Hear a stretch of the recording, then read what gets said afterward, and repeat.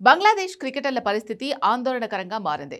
బంగ్లా తాత్కాలిక క్రీడల సలహాదారు ఆసిఫ్ నజ్రుల్తో సమావేశం అనంతరం జట్టు హోటల్ నుంచి బయటకు వచ్చినప్పుడు వారి ముఖాల్లో నిస్సహాయత, నిరాశ స్పష్టంగా కనిపించాయి. తమ భవిష్యత్తును ప్రభుత్వం, బంగ్లాదేశ్ క్రికెట్ బోర్డు ఇప్పటికే నిర్ణయం చేశాయని వారికి అర్థమైపోయినట్టుగా తెలుస్తోంది.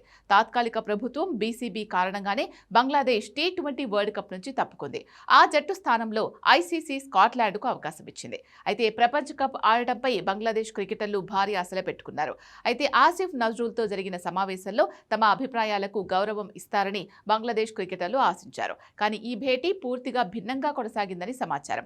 ఆటగాళ్ల సమ్మతి తీసుకోవడం కోసం కాకుండా ప్రభుత్వం ఇప్పటికే తీసుకున్న నిర్ణయాన్ని వారికి తెలియజేయడానికి ఈ మీటింగ్ ఏర్పాటు చేసినట్టు తెలుస్తోంది.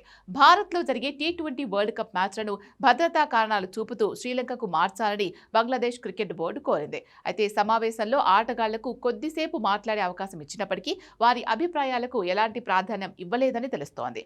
ఒక సీనియర్ క్రికెటర్ ఆవేదనతో మనం ఈ వరల్డ్ కప్ ఆడకపోతే నష్టమంతా మన క్రికెట్కే, ఇది తమ భవిష్యత్తుకు పెద్ద దెబ్బ అని వ్యాఖ్యానించినట్టు సమాచారం. తాత్కాలిక ప్రభుత్వం ముందే నిర్ణయం తీసుకుందని, తమ అభిప్రాయాలు పరిగణలోకి తీసుకునే పరిస్థితి అక్కడ లేనేలేదని మరొక ఆటగాడు ఆరోపించాడు. ఈ సమావేశం తమ సమ్మతి కోసం కాదని, ఇప్పటికే తీసుకున్న నిర్ణయాన్ని మాకు తెలియజేయడానికి పిలిచారని మరికొందరు వ్యాఖ్యానించారు. తమతో చర్చించకుండా ముందే ప్లాన్ సిద్ధం చేసుకుని వచ్చారని, ఇది పూర్తిగా ప్రభుత్వం ఆదేశమని, ఇందులో బీసీబీ చేయగలిగింది ఏమీ లేదని వెల్లడించారు. దీంతో మెగా టోర్నీ ఆడి సత్తా చాటాలి అనుకున్న బంగ్లా క్రికెటర్లు తమ ప్రభుత్వం తీసుకున్న కఠిన నిర్ణయానికి మౌనంగా ఉండిపోవాల్సిన పరిస్థితి ఏర్పడింది. ఈ పరిణామం బంగ్లాదేశ్ క్రికెట్కు దీర్ఘకాలంలో భారీ నష్టాన్ని కలిగించే అవకాశం ఉందని క్రీడా వర్గాలు ఆందోళన వ్యక్తం చేస్తున్నాయి.